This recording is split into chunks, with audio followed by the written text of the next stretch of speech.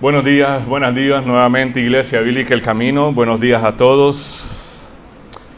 Quiero que oremos y pidamos al Señor que esta mañana su palabra nos ilumine la mente, nos ilumine el corazón. Desde sus lugares, por favor, acompáñenme a orar. Padre, en el nombre de tu Hijo Jesús, reconocemos que tú eres un Dios santo, santo, santo. Por eso, Señor, nos acercamos con reverencia. Reconocemos, Señor, que eres un Dios justo, un Dios misericordioso, un Dios bondadoso. Por eso nos acercamos con confianza, Señor, a suplicarte que nos ayudes, Dios. Nos des un corazón humilde y receptivo a tu palabra. Un corazón sensible, Señor, a tu verdad. Te suplico, Señor, que me ayudes a mí a poder predicar tu palabra con precisión para que tu iglesia sea edificada en el fundamento de tu palabra y que tu iglesia, Señor, viva de acuerdo a tus preceptos, Señor.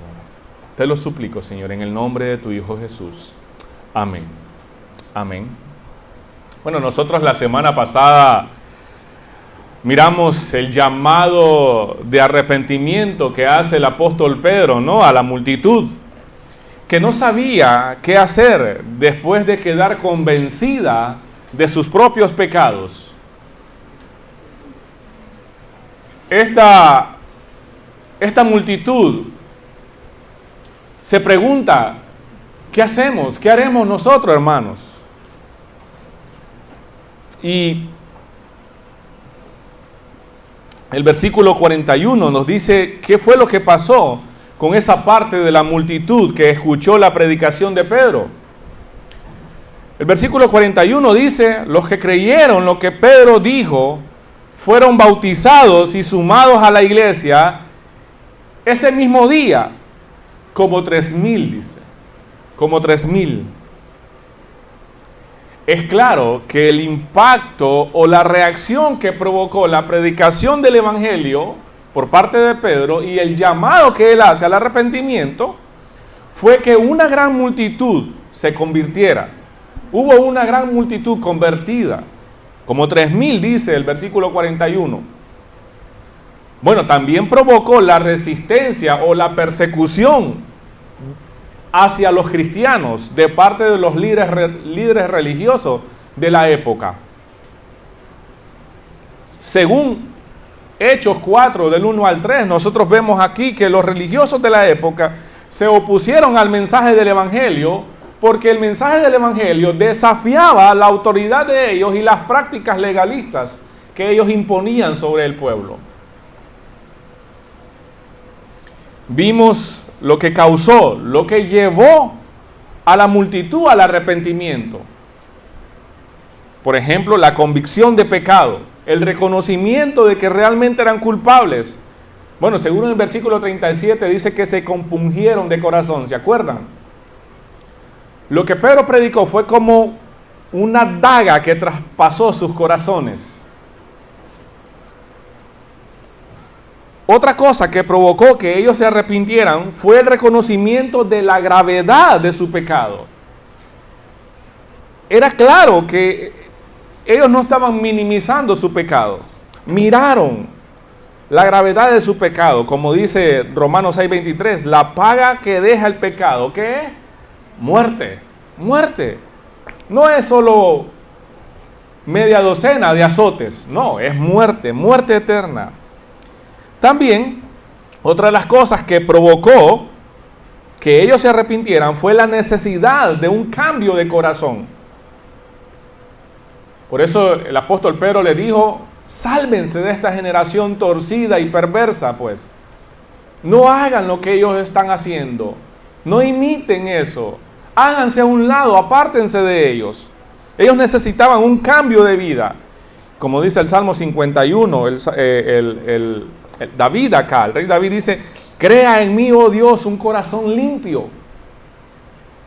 Bueno, otra de las cosas que provocó también que esta multitud se arrepintiera fue conocer la promesa del perdón y la restauración. Eso está en el versículo 38 y 39, donde el apóstol Pedro le dice, cada uno de ustedes debe arrepentirse y ser bautizado para que sus pecados sean perdonados. Entonces el Señor les regalará el Espíritu Santo. El arrepentimiento no solo es un cambio externo de conducta o comportamiento, más bien es el cambio profundo del corazón y la mente. ¿Recuerdan la palabra griega, metanoia? Quiere decir cambio, un cambio de comportamiento, un cambio de conducta, un cambio de mente, una renovación. Dios siempre ha deseado que su pueblo tenga un cambio de mente, tenga un cambio de corazón. Dios sabe que el ser humano necesita arrepentirse porque nos hemos desviado, hemos pecado, somos culpables delante de Él. Romanos 3:10 dice, no hay ni uno solo justo, ni siquiera uno, ni siquiera uno. No busque entonces aquí entre nosotros uno, no busque en todo Chinandega, no busque en todo el mundo. Romanos 3:23, por cuanto todos pecaron, están destituidos de la gloria de Dios. Todos. La palabra de Dios le dice al hombre que es pecador, le dice que es culpable, le dice que necesita ser salvo de las consecuencias de sus propios pecados. Por eso es que el texto en el que vamos a meditar hoy, específicamente el versículo 40, para ser más exacto, pues, nos dice que Pedro les seguía enseñando y les rogaba con insistencia que se salvaran de esta generación perversa o torcida, pues. Es claro que el propósito y el deseo de Pedro para ellos es que se arrepintieran de sus pecados y que fueran salvos. Eso es el deseo de Pedro. Pedro está apuntando a eso. Salvos de esa generación perversa.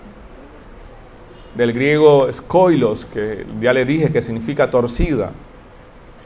Entonces, en pocas palabras, como dice el periodista, Pedro les dice que se aparten del resto de la gente que vive la vida torcidamente. Vive torcidamente delante de Dios. No sigan haciendo lo que esta generación hace. Sálvense. Que ellos sin duda van a ser condenados, van a ser castigados. Bueno, unos años más tarde, la historia nos dice que en el año 66 aproximadamente después de Cristo, el pueblo judío se rebeló contra el Imperio Romano. Y en el año 70, siempre después de Cristo, ¿verdad?, el ejército romano dirigido por este comandante, por este general llamado Tito, aplacaron esa rebelión, matando a miles de personas, destruyendo casi todo el pueblo de Jerusalén y parte del templo. Bueno, Jesús mismo profetizó eso en Mateo 24, cuando dijo que no iba a quedar piedra sobre piedra. Cuando también iba cargando la cruz y las mujeres lloraban y Él les dice, no lloren por mí, lloren por ustedes, por sus hijos. Dichosa la mujer que no tenga hijos. Van a desear que una montaña los aplaste, porque van a sufrir. Bueno, Jesús estaba profetizando esa destrucción en el año 70. Miles de personas murieron cuando fueron invadidos durante la destrucción de ese templo. Pero, volviendo al llamado que hace Pedro de arrepentirse, volviendo a nuestro texto, lo que supremamente causó arrepentimiento genuino fueron dos cosas, ¿verdad? La predicación del Evangelio, ¿recuerdan? Lo que Pedro predicó, una prédica cristocéntrica, por supuesto, empoderado, capacitado por el Espíritu Santo. Y otra cosa, la convicción de pecado que trajo sobre ellos, sobre la multitud, el Espíritu Santo. No fue solo Pedro, ¿verdad?, predicando, sí, fue Pedro, pero fue el poder del Espíritu Santo convenciendo a estas personas de que realmente eran culpables. En el versículo 41 se nos enseña que aquellos que creyeron, fueron bautizados y sumados, adheridos, insertados a la iglesia ese mismo día, como 3,000, dice, como 3,000. Entonces, esta mañana vamos a seguir meditando en estos textos, bíblicamente, ¿qué produce el arrepentimiento? ¿Qué produce? No es lo que causó arrepentimiento, ya lo vimos, ¿verdad? Eso lo vimos el domingo pasado. Hoy, como dije, vamos a estar meditando en los frutos de un genuino arrepentimiento. Según la Biblia, el arrepentimiento produce varios frutos y el resultado da resultados, o sea, produce varios frutos y resultados en la vida del creyente. En primer lugar, quiero que anoten, vamos a ver varios. No son todos los frutos, vamos a ver algunos. Y el orden no es la importancia, ¿verdad? No le da más importancia a uno que al otro.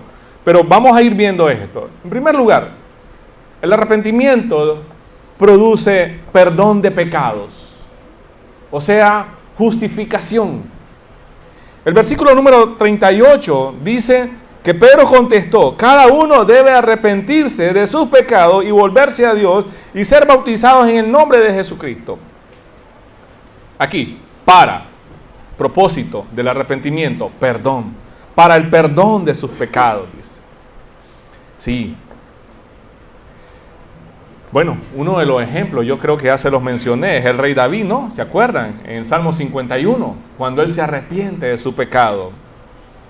Entonces, al ser perdonado, usted y yo recibimos misericordia. O sea, no recibo lo que realmente merezco. Ese es el perdón. Mi culpabilidad, o la ley a mí me dice que soy culpable y merezco. Hay pruebas de que sí soy culpable, entonces yo merezco un castigo. La misericordia, y viene entonces el castigo, pero la misericordia contiene el castigo. No me da a mí Dios lo que realmente me merezco. Eso es misericordia. Perdón. Eso. Soy libre de culpa, o sea, libre de la condenación. Cuando yo me arrepiento, cuando usted se arrepiente de sus pecados, yo soy aceptado por el Señor. Bueno, según Hechos 10, 34 y 35, soy aceptado por el Señor. Él ve mi corazón con un genuino arrepentimiento, con un corazón dolido por haber cometido el pecado, por haber ofendido. Y entonces Dios retiene el castigo que sí yo merezco y me concede el perdón. Les pregunto, ¿alguna vez usted ha recibido perdón de alguien a quien usted ha ofendido? ¿Alguna vez usted ha recibido perdón de alguien? O sea, nunca han ofendido a nadie, pues. Yo sí, casi diario. Casi a diario recibo perdón. Bueno, de parte del Señor, pero de otra persona, en este caso con mi esposa. Ahora otra pregunta entonces, ¿cuántas veces no recibió un castigo que sí merecía? Como cuando el oficial de tránsito te dice: sos culpable, cometiste una infracción, mereces una multa, un castigo, pero también existe la amonestación. No lo vuelva a hacer, váyase, está perdonado. Por esta vez está perdonado, pero no lo vuelva a hacer. Eso es una amonestación. Eso, sencillo. Entonces, misericordia es no recibir lo que realmente merezco. En cierta ocasión, el Señor Jesús contó la historia a sus discípulos. Bueno, el 17 habla acerca del perdón y la fe. En el versículo número 4 dice: aún si la persona te agravia o te ofende 7 veces al día y cada vez regresa y te pide perdón, debes perdonarla. Interesante, ¿no? Entonces, recibir perdón es igual a recibir misericordia. El cobro es retenido. No tengo que pagar más por esa deuda. Y en su lugar he recibido gracia algo que no merezco. Algo que no merezco. Si 7 veces, si 70 veces 7, tienes que perdonar, lo tienes que hacer, dice el Señor. Bueno, algunos no son lo suficientemente conscientes de la deuda delante de Dios, de la deuda que pagó Cristo en la cruz. No creen que fueron salvos de la condenación. Ellos creen que le ayudaron de cierto modo a Cristo, que los méritos son compartidos y por eso, debido a eso, no muestran gratitud, no muestran apreciación, porque suponen que su deuda delante de Dios no era tan grande. No, yo he sido una buena persona todo el tiempo, siempre me he sabido conducir en la vida. No tomo, no fumo, no bailo pegado, del trabajo a mi casa. Soy un buen hombre, soy una buena mujer. Hago todos los oficios en mi casa. Mi esposo es bien atendido. Creo que la vez pasada le dije, ¿no? Ser correctamente moral me ayuda a ser un buen ciudadano.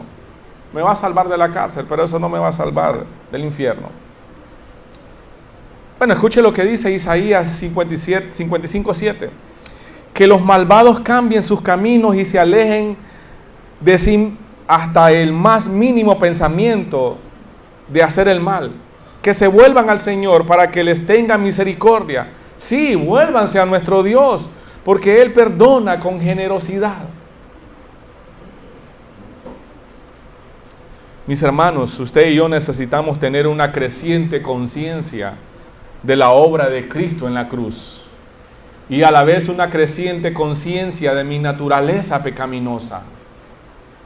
Cuando crece mi conocimiento, cuando crezco en conocimiento de lo que Cristo hizo en la cruz y crece también mi conocimiento de realmente quién era yo, quién soy yo, hay algo más que crece y es mi apreciación a la obra de Cristo en la cruz. Mi apreciación al favor que Él me dio, a la misericordia que Él tuvo de mí, y por eso condonó mi deuda, me perdonó cuando yo me arrepentí de mis pecados. Entonces el arrepentimiento, uno de los primeros frutos que produce en la vida de la persona es perdón de pecado. Pero el perdón también da como fruto la gratitud. Interesante, ¿no? Como es una cadena esto.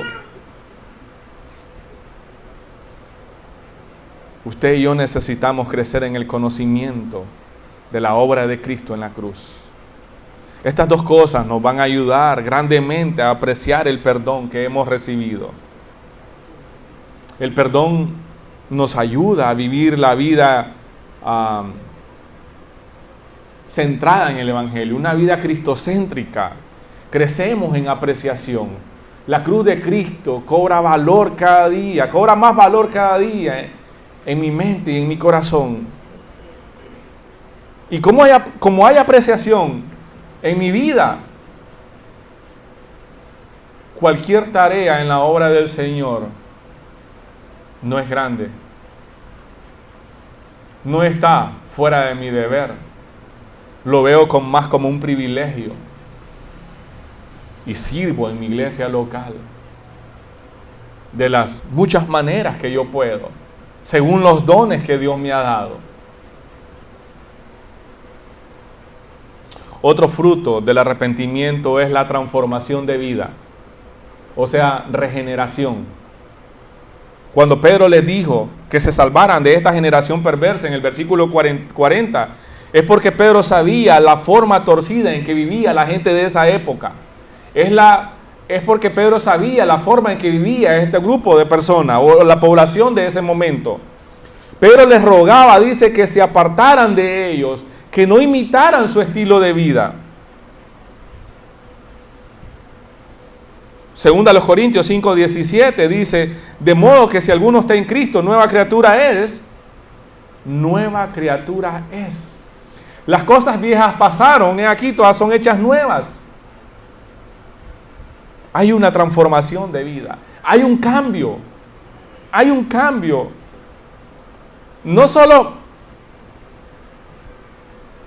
interiormente, o no solo exteriormente, sino interiormente también. Dios produce regeneración, un cambio interno. Bueno, Tito 3, 4 y 5, el capítulo 3, versículos 4 y 5, dice: cuando Dios nuestro Salvador dio a conocer su bondad y amor, Él nos salvó, no por las acciones justas que nosotros habíamos hecho, sino por su misericordia. Nos lavó quitando nuestros pecados y nos dio un nuevo nacimiento y una nueva vida por medio del Espíritu Santo. Una transformación de vida. Bueno, Jesús mismo le dijo a Nicodemo, ¿se acuerdan? Que es necesario nacer de nuevo. Es necesario nacer de nuevo. Un excelente ejemplo es el apóstol Pablo, quien antes de ser conocido como Pablo, era conocido como Saulo de Tarso. ¿Recuerdan? La historia de la conversión del apóstol Pablo está en Hechos 9, para que lo anote. Antes de su conversión, Pablo perseguía a los cristianos. Sin embargo, después de su encuentro con el Señor Jesucristo, camino a Damasco, su vida experimentó un cambio profundo, un cambio de vida, un cambio total, una transformación total. Dios lo convirtió en el apóstol Pablo. Y este apóstol, este hombre, ahora, como una nueva criatura, dedicó su vida a predicar el Evangelio. Tan así que él dijo una vez, en este mismo libro, Hechos 20:24, pero mi vida no tiene ningún valor, ningún sentido, a menos que yo la utilice para terminar la tarea que me encomendó el Señor Jesucristo. Tan así, tan profundas eran las convicciones del apóstol Pablo después de su conversión, después del cambio de vida que provocó la obra del Espíritu Santo en él. Una regeneración completa, no medio regenerado, no medio cambiado, no, una vida transformada. Y yo les puedo preguntar ahora a ustedes, déjenme preguntarles, ¿tú realmente has sido transformado? ¿Tú realmente has sido transformado? Miren, muchos saben qué es el arrepentimiento. Lo han estudiado, lo han enseñado y lo enseñan, pero ellos aún no se han arrepentido. Algunos de ustedes asisten regularmente a la iglesia, pero no son parte de la iglesia. Y no porque el pastor no quiere que sean parte de la iglesia, es porque ustedes se sienten cómodos así. Y eso pasa porque creen en la mentira que no necesitan arrepentimiento, que no necesitan arrepentirse. No creen en los frutos que Dios puede traer por medio del arrepentimiento y la fe a tu vida.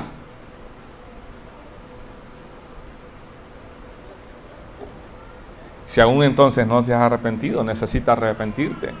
Si ya eres un cristiano, aún necesitas seguir arrepintiéndote. Tal vez no para salvación, no, sino para santificación, como dije. Miremos otro fruto. Restauración, la restauración de la amistad con Dios. ¿Qué es eso? Reconciliación. Eso produce el arrepentimiento también.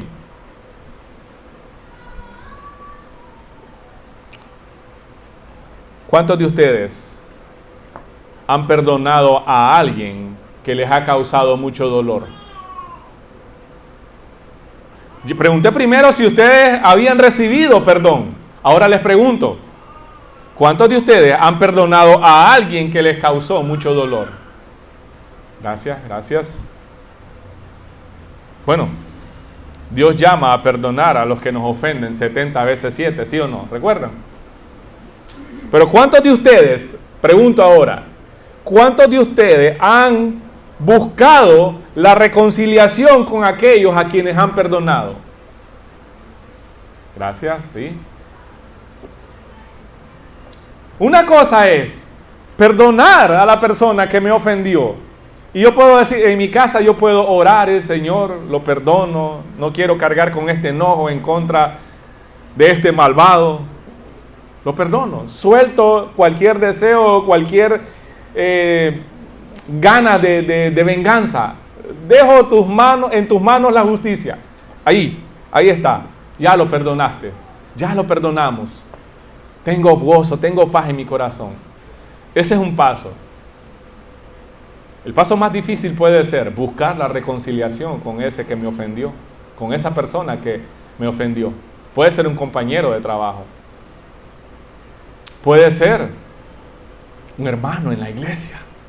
Increíble, ¿no? Puede ser hasta un vecino.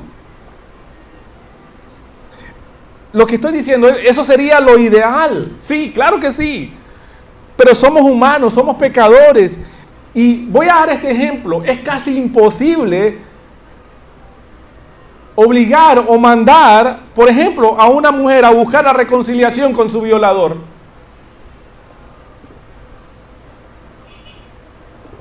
No pudiéramos hacer eso. Entonces, existen casos donde solo debemos perdonar y soltar cualquier gana o cualquier deseo de venganza sobre la persona. Dejar la justicia de Dios en sus manos. Dejar la justicia en las manos de Dios. Pero lo que Dios hace por medio del perdón,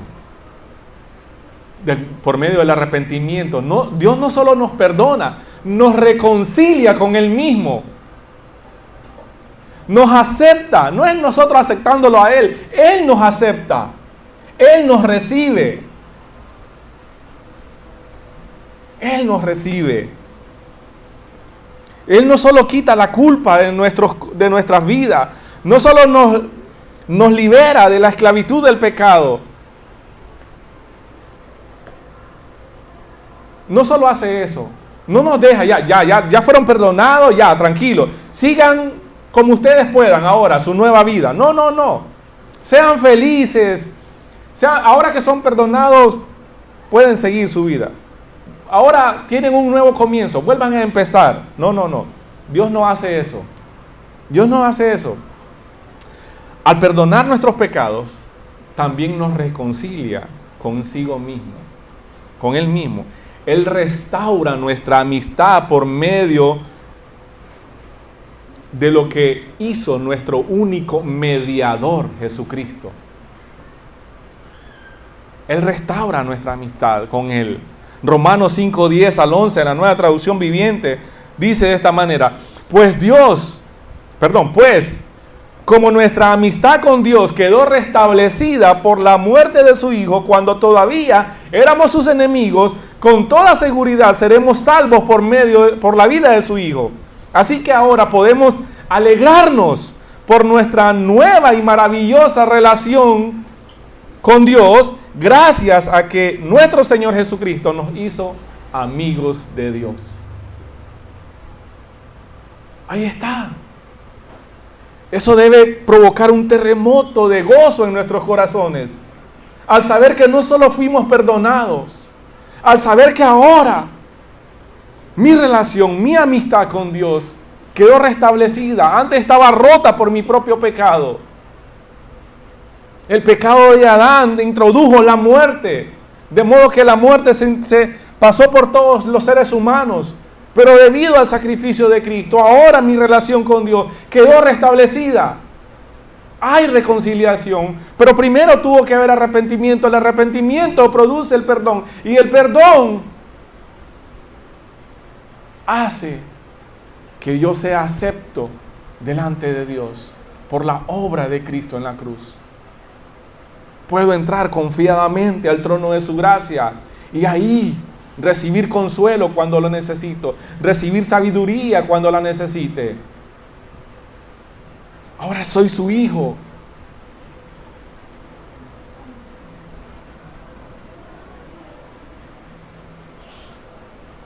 ¿Recuerdan al hijo pródigo? En Lucas 15 está esa historia. Este hombre se arrepiente de sus pecados, vuelve en sí, ¿no? Vuelve en sí y dice: ¿qué estoy haciendo acá? Voy a regresar a la casa de mi padre. Voy a pedirle perdón. Y llega a la casa de su padre. Vuelve y su padre lo recibe con los brazos abiertos. Él lo perdona.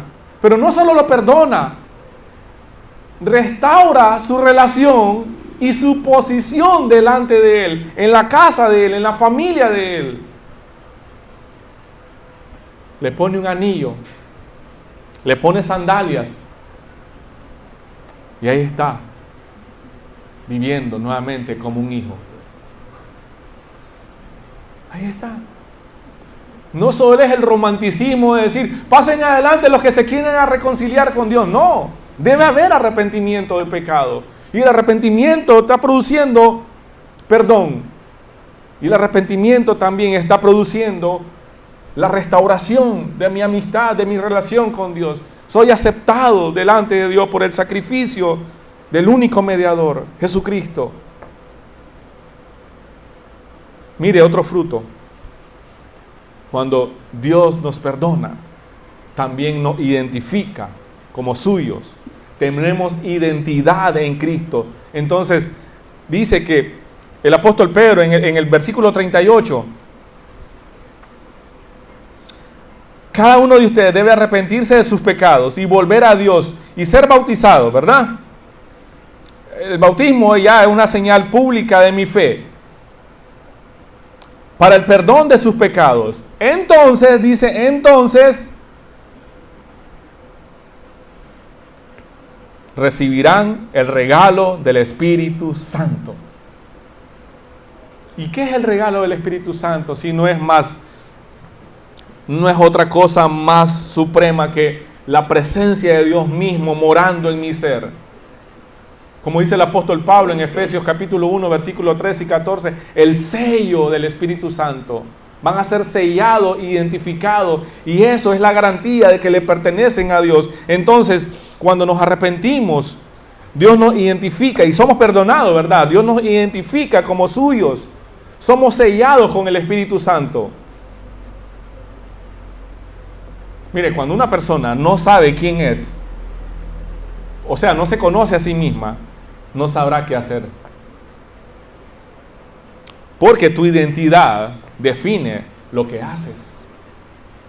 ¿Sí o no? Tu identidad define lo que haces. Un cristiano vive de acuerdo a su fe. Un cristiano vive de acuerdo a su identidad. No simplemente diciendo que lo es, sino viviendo de acuerdo a lo que la Biblia dice y enseña. Entonces, diga lo que diga esta persona, si su modo de vida no es conforme la Biblia, no importa lo que diga. Lo que verdaderamente importa es cómo viva. Entonces, mi identidad define mi forma de vida o mi actividad, por así decirlo.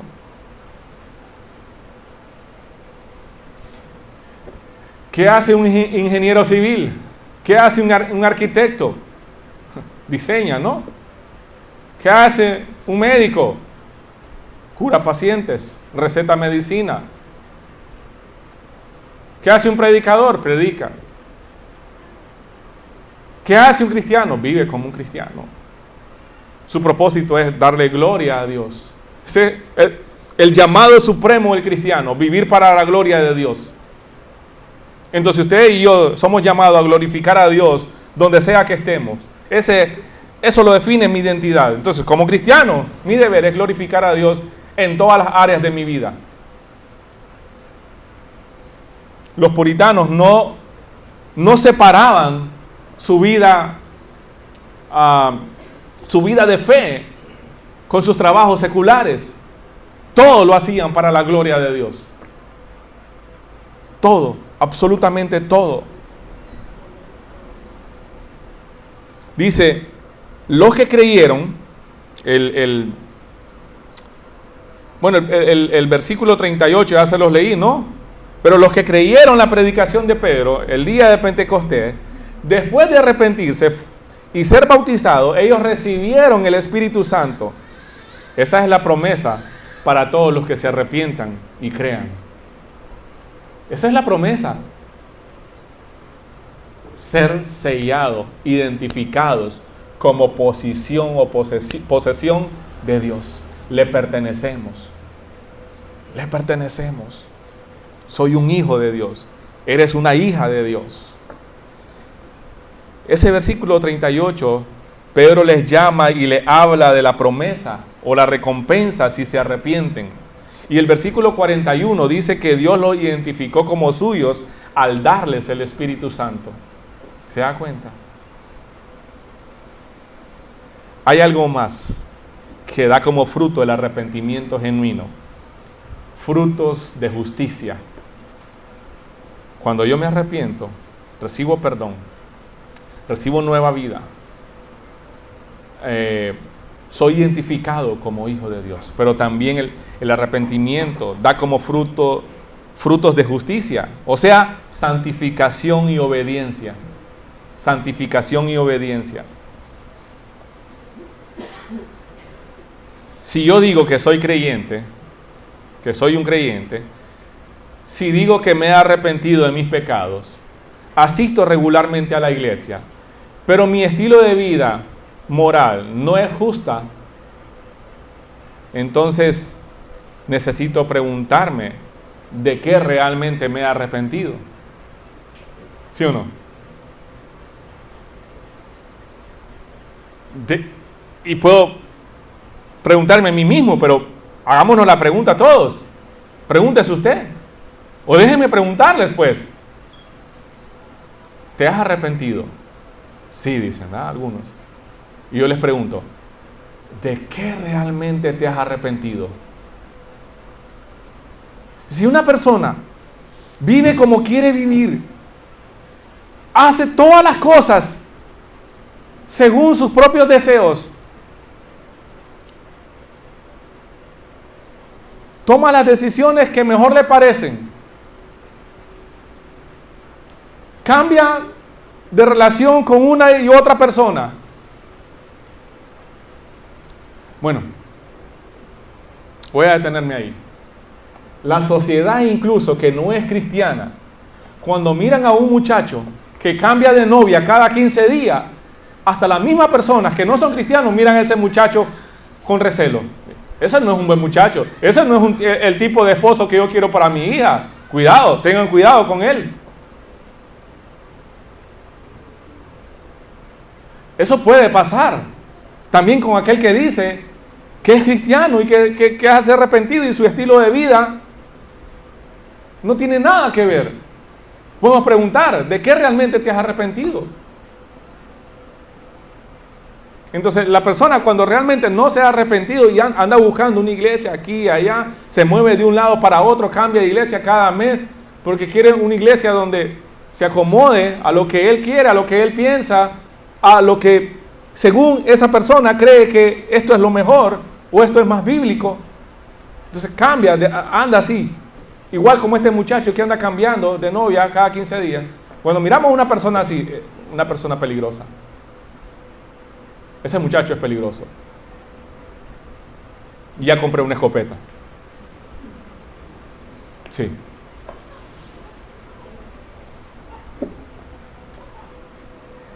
Mateo capítulo 3, versículos 8 y 9 dice: demuestren con su forma de vivir que se han arrepentido de sus pecados y han vuelto a Dios. Demuestren eso, demuestren que se han arrepentido.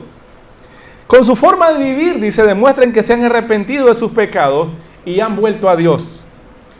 No digan simplemente el uno al otro, estamos a salvo porque somos descendientes de Abraham. Eso no significa nada, porque les digo que Dios puede crear hijos de Abraham de estas mismas piedras. No digas que eres cristiano porque asistes regularmente a la iglesia bíblica El Camino. Más bien, demuestren con su forma de vivir que se han arrepentido de sus pecados y se han vuelto a Dios. ¿Te das cuenta? Hay un buen ejemplo de esto. Mire, es interesante, ¿no? Porque estaba estudiando y cada vez que miraba de esto, yo ponía y buscaba un ejemplo de esto. Existe un ejemplo bíblico. Puedo poner un ejemplo de la sociedad, de la historia, pero ¿qué mejor un ejemplo bíblico? Bueno, ¿Se acuerdan este hombre pequeño que se subió a un árbol? ¿Cómo se llamaba? Zaqueo. Zaqueo. La historia está en el capítulo 19 de Lucas. Dice, mientras tanto, Zaqueo se puso de pie delante del Señor. Bueno, había una actividad ahí, después que el Señor le dijo, bájate de ese árbol, porque esta noche voy a cenar en tu casa. Y una mujer llegó y derramó un perfume costoso en los pies de Jesús, y con sus cabellos estaba limpiándolo ahí. Y algunas personas ahí se escandalizaron. ¿Cómo es posible?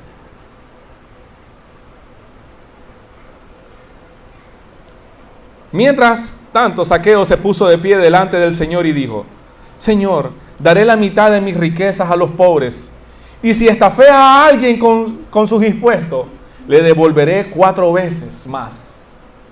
Jesús respondió, la salvación ha venido hoy a esta casa, porque este hombre ha demostrado ser un verdadero hijo de Abraham.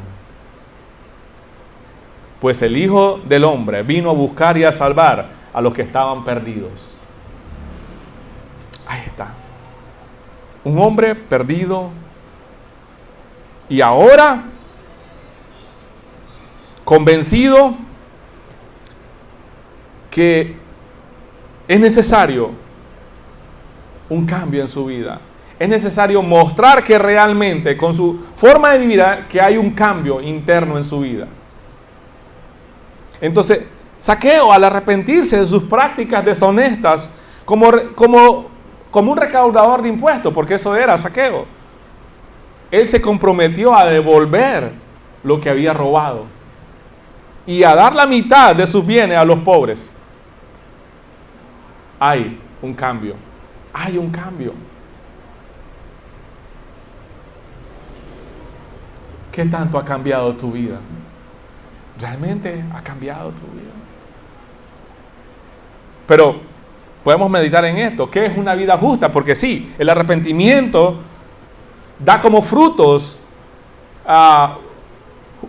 de justicia, ¿verdad? Actos de justicia.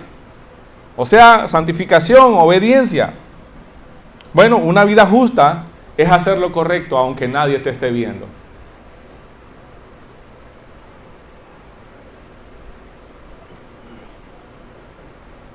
No le robo tiempo a mi jefe en el trabajo, porque mi jefe me pagó por las horas. Me contrató para que yo trabajara tantas horas aquí. No voy a pasar posteando 3, 4 horas en las redes sociales. Bueno, el tráfico en la ciudad es duro y muchas veces, sí, claro que sí. Y he aprendido que es mejor respetar las señales de tránsito. Sí. Todo personalmente. Ustedes miran ahí cómo se pone, ¿no? Cuando uno va a dejar a sus hijos al colegio. El tráfico se pone pesado y a veces las circunstancias a uno lo empujan y uno a veces cede y hace cosas que no están correctas. Bueno, su pastor ha comenzado ya a ser más obediente a las leyes de tránsito, a las señales de tránsito.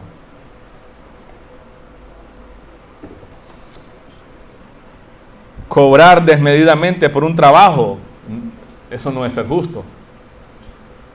Pagar injustamente también no es una vida justa. Practicar la justicia es tratar a los demás como me gustaría que me traten a mí. Esos son frutos de justicia. Vaya conmigo a Lucas 6:31. Lucas 6:31.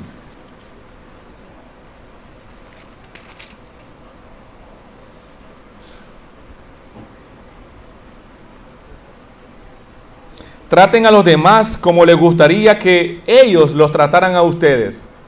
Si solo aman a quienes los aman a ustedes, ¿qué mérito tienen?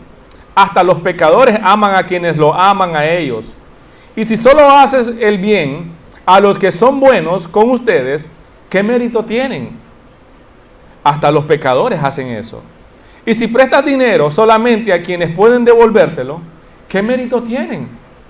Hasta los pecadores prestan a otros pecadores a cambio de un reembolso completo. Amen a sus enemigos, háganles bien, presten sin esperar nada a cambio. Entonces, su recompensa del cielo será grande y se estarán comportando verdaderamente como hijos del Altísimo. Pues Él es bondadoso con los que son desagradecidos y perversos. Deben ser compasivos, así como su Padre es compasivo. ¿Con quién ha sido compasivo Dios? ¿Con quién? Con usted, conmigo. ¿Se da cuenta? Esos son frutos de justicia. Tratar a los demás como me gustaría que me traten a mí. Por último, aunque sé que hay más frutos, ¿verdad? Estos son solo algunos. Pero el arrepentimiento también da como frutos la salvación y vida eterna.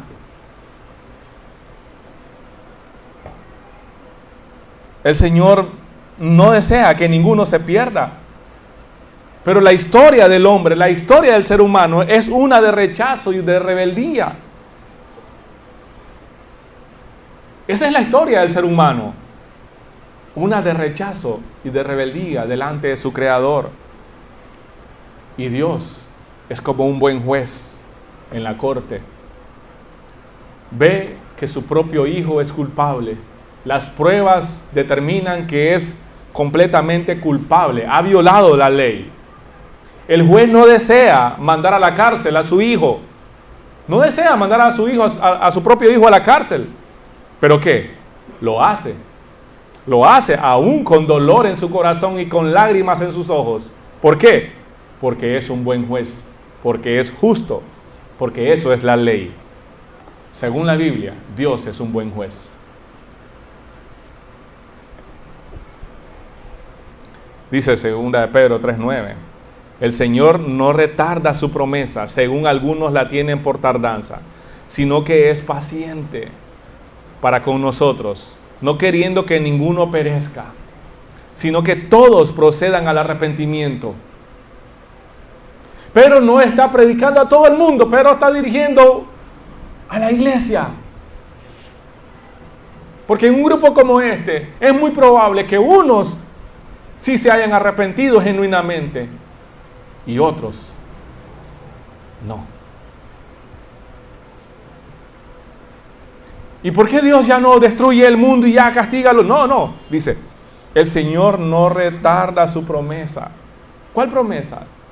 De que va a volver, de que va a haber un juicio. Según algunos la tienen por tardanza. Ellos creen que Dios está tardando, sino que Él es paciente para con nosotros, todos acá en el camino, no queriendo que ninguno perezca, sino que todos procedan al arrepentimiento.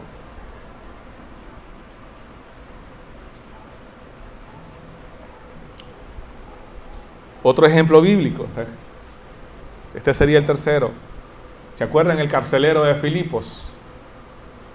Es un buen ejemplo. Después del terremoto que abrió las puertas para que la puerta de la prisión, el carcelero de Filipos se arrepintió y creyó en el Señor Jesucristo. Él y toda su familia fueron bautizados y creyeron, dice, toda su familia se salvó. Eso está en Hechos 16:30, para los que anotan. Voy a darle otro ejemplo bíblico del fruto de salvación y vida eterna que produce el arrepentimiento. Otro ejemplo, el ladrón en la cruz, uno de los ladrones en la cruz, ¿se acuerdan? Uno de los criminales crucificados junto al Señor Jesucristo se arrepintió ahí en la cruz, y él pidió ser recordado en el reino. Jesús le prometió que estaría con él ese mismo día. Eso está en Lucas 23, 42 en adelante. Escuche lo que dice Juan 1, 10 al 12.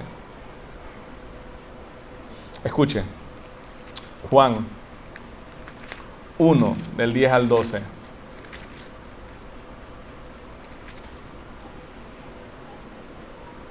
Vino al mundo que él había creado, pero el mundo no lo reconoció. Vino a los de su propio pueblo y hasta ellos lo rechazaron. Pero a todos los que creyeron en Él y lo recibieron, les dio el derecho de llegar a ser hijos de Dios. Está hablando del Señor Jesucristo, que vino al mundo que Él había creado, vino al pueblo que Él había apartado para Él. Y ellos lo rechazaron. Y como ellos lo rechazaron, entonces les dio la potestad, el derecho de llegar a ser hijos de Dios a todo aquel que lo reciba como Señor y Salvador. A todo aquel que se arrepienta de sus pecados, se vuelva a Él. Eso es lo que nos está diciendo. Cristo vino para darnos salvación. Cristo vino con el propósito de salvarnos. Entonces el arrepentimiento produce frutos y cambios profundos en la vida del hombre, en la vida de la persona. Desde el perdón de nuestros pecados, la regeneración de la vida, la restauración de una relación con Dios, hasta recibimos una nueva identidad en Cristo por medio de ser sellados por el Espíritu Santo para vivir una vida eterna de salvación. Eso produce el arrepentimiento.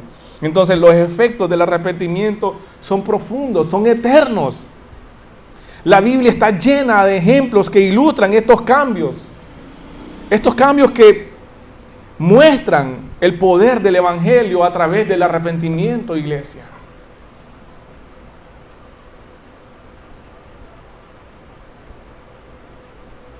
Algunos de ustedes van a responder humildes, otros van a responder con rechazo, con apatía. La gente muchas veces responde a la predicación del Evangelio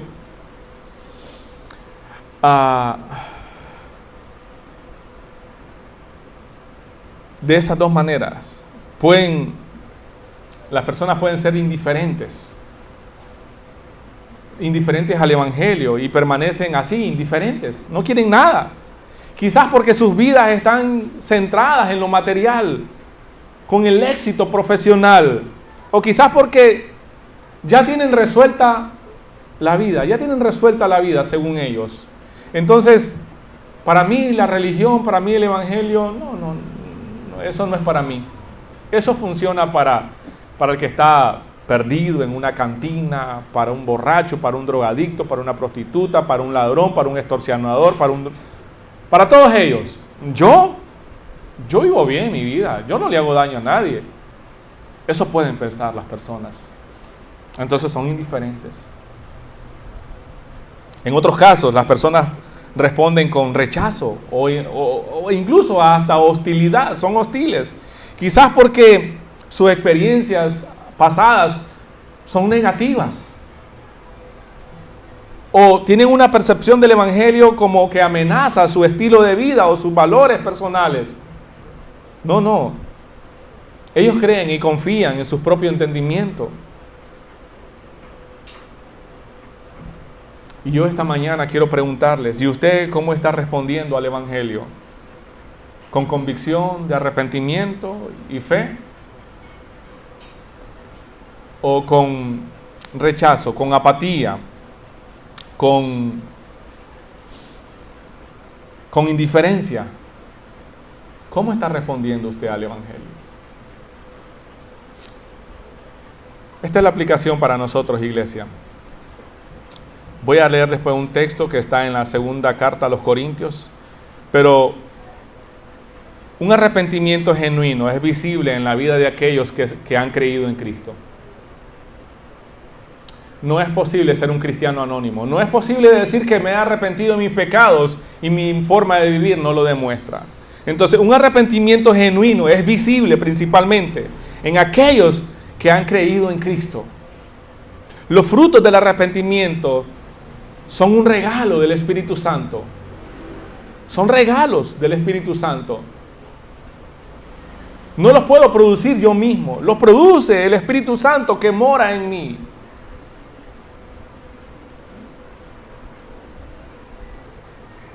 Y yo les pregunto ahora, para terminar, ¿son visibles en tu vida estos frutos?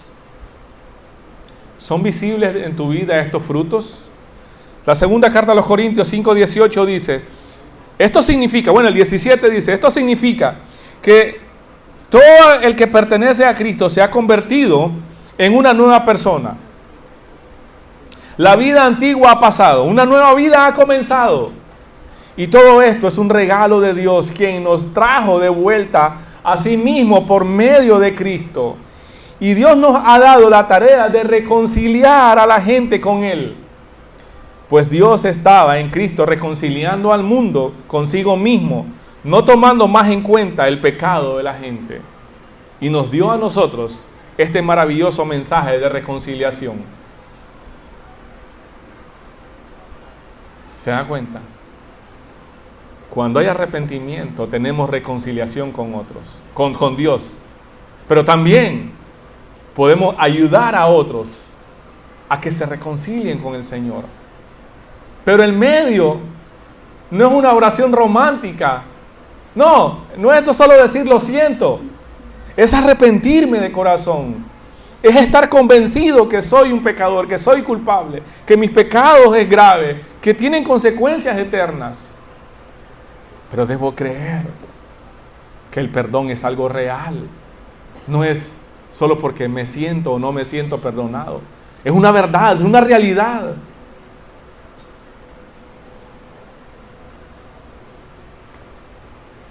Pregunto nuevamente, ¿son visibles estos frutos en tu vida, iglesia?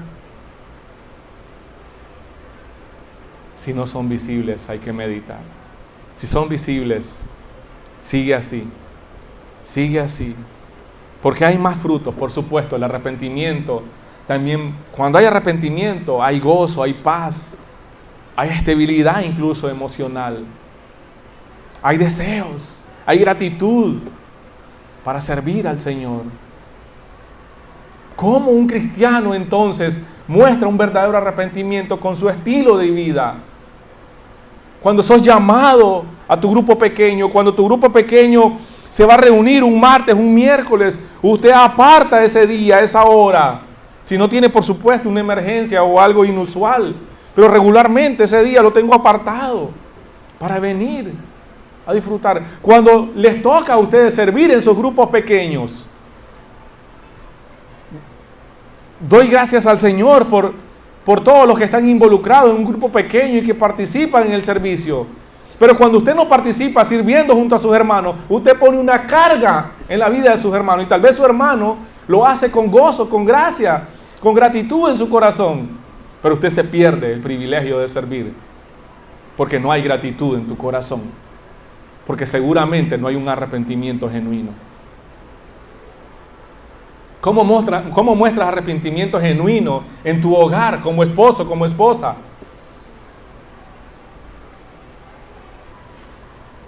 Cuando he ofendido a mi esposa, vengo confiando que ella me va a perdonar. Y el perdón como tal, cuando ella me perdona, hay restablecimiento de la relación como marido y mujer. Volvemos a la paz, al gozo que debe haber en un hogar.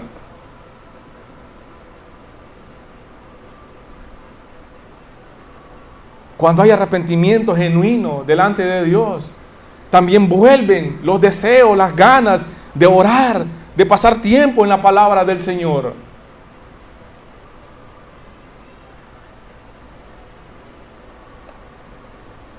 Iglesia, el arrepentimiento genuino produce frutos en mi vida, en tu vida, en la vida de cualquier persona. Pero no digas, me he arrepentido, cuando realmente tu vida demuestra otra cosa.